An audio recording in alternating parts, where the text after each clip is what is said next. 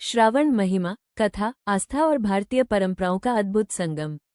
ये केवल एक महीना नहीं बल्कि शिव से जुड़ने का पवित्र अवसर है।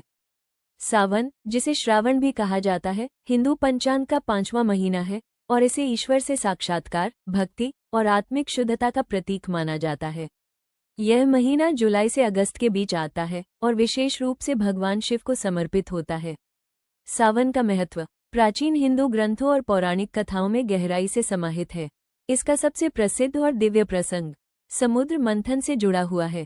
समुद्र मंथन के समय असुरों और देवताओं द्वारा जब सागर को मथा गया, तब अमूल्य रत्नों और देव वस्तुओं के साथ साथ एक भयंकर विष, हलाहल, भी निकला। यह विष इतना घातक था कि संपूर्ण सृष्टि के अस्तित्व को संकट में डाल सकता था।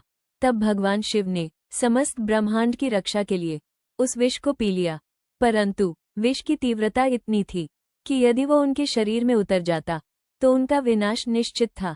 ऐसे में मां पार्वती ने उनकी रक्षा हेतु उनका कंठ पकड़ लिया, जिससे विष गले से नीचे न जा सका। विष वहीं रुक गया और भगवान शिव का कंठ नीला पड़ गया। इसी कारण उन्हें नीलकंठ कहा गया, अर्थात नीले गले वाले भगवान। ये घटना केवल एक पौराणिक कथा नहीं बल्कि त्याग, करुणा और ब्रह्मांड की रक्षा हेतु आत्मा बलिदान का प्रतीक बन गई। तभी से श्रावण मास को भगवान शिव के प्रति भक्ति और श्रद्धा का महीना माना जाता है। इस दौरान भक्तगण विशेष पूजन, व्रत और तपस्या के माध्यम से शिवजी को प्रसन्न करने का प्रयास करते हैं। कांवड़ यात्रा इस मास की सबसे महत्वपूर्ण परंपरा मानी जाती है। भक्त पवित्र नदियों, विशेषतः गंगा से जल भरकर कांवड़ में लेकर शिवालयों तक पैदल यात्रा करते हैं और उस जल से शिवलिंग का अभिषेक करते हैं। ये जल भगवान शिव के कंठ को शीतलता देने का प्रतीक माना जाता है। श्रावण मास के हर दिन शिवालयों में श्रद्धालुओं की भीड़ उमड़ती है। जगह जगह भजन, शिव नाम का जाप और रुद्राभिषेक के आयोजन होते हैं, जो हर दिल और दिशा में शिव की उपस्थिति का एहसास कराते हैं। सावन केवल पूजा पाठ और व्रत तक सीमित नहीं है, यह उत्सव और उल्लास का भी समय होता है। इस महीने तीज और रक्षाबंधन जैसे पर्व भी मनाए जाते हैं। तीज विशेष रूप से विवाहित स्त्रियों द्वारा मनाया जाता है, जिसमें वे अपने पति की लंबी उम्र और सुखमय दाम्पत्य जीवन के लिए व्रत रखती हैं। रक्षाबंधन भाई बहन के पवित्र रिश्ते का प्रतीक पर्व भी सावन में ही आता है। ये समय परिवारों के एकत्र आने, रिश्तों को सुदृढ़ करने और उल्लासपूर्वक जीने का अवसर प्रदान करता है। सावन का महीना वर्षा ऋतु के साथ मेल खाता है। हरियाली से भरपूर वातावरण, वर्षा की बूंदें, मिट्टी की सुगंध, ये सब प्रकृति के सौंदर्य को और अधिक दिव्य बना देते हैं।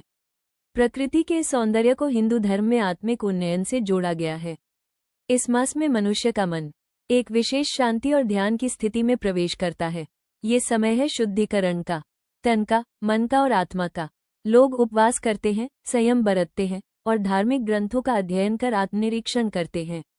श्रावण मास भक्तों को एक आध्यात्मिक यात्रा पर आमंत्रित करता है। ये केवल कर्मकांड नहीं, आत्मा की चेतना को जागृत करने का अवसर है। भगवान शिव को वैराग्य और संयम के देवता के रूप में जाना जाता है।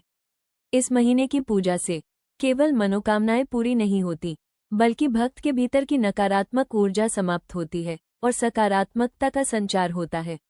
सावन का महीना केवल एक कालखंड नहीं, ये भक्ति, साधना, संस्कृति, प्रकृति और आत्मिक उन्नति का संगम है। ये हमें याद दिलाता है कि भगवान शिव की तरह हमें भी सृष्टि के कल्याण हेतु अपने भीतर त्याग, सहनशीलता और प्रेम को स्थान देना चाहिए। सावन न केवल धर्म का प्रतीक है बल्कि भारतीय संस्कृति की जीवंतता का उत्सव भी है, जहां मंदिरों में दीपमालाएं जगमगाती हैं, घर आंगनों में झूले पड़ते हैं, स्त्री पुरुष पारंपरिक लोकगीतों की मधुर तानों में मग्न होते हैं और वातावरण श्रद्धा, उत्साह और भक्ति से परिपूर्ण हो उठता है। सावन सोमवार की पूजा विधि। सावन सोमवार को भगवान शिव की विशेष पूजा की जाती है। ये दिन अत्यंत शुभ और पवित्र माना जाता है। भक्त प्रातः स्नान करके स्वच्छ वस्त्र धारण करते हैं और पूरे दिन उपवास रखते हैं। कुछ लोग निर्जल व्रत करते हैं, बिना अन्न और जल के, तो कुछ केवल फल या दूध का सेवन करते हैं। व्रत शाम की पूजा के बाद खोला जाता है। शिवलिंग का अभिषेक इस दिन का मुख्य भाग होता है। पंचामृत, दूध, जल, दही, घी और शहद से शिवलिंग का स्नान कराया जाता है। कभी कभी इसमें शक्कर भी मिलाई जाती है। भगवान शिव को बेलपत्र, धतूरा, सफेद फूल और फल अर्पित किए जाते हैं। धूप और दीप से आरती होती है और ओम नमः शिवाय का मंत्र वातावरण में गूंजता है। यही है श्रावण महिमा, जहाँ हर कथा में शिव बसते हैं, हर परंपरा में भक्ति गूंजती है और हर श्रद्धा में संस्कृति जीवित होती है। हर हर महादेव।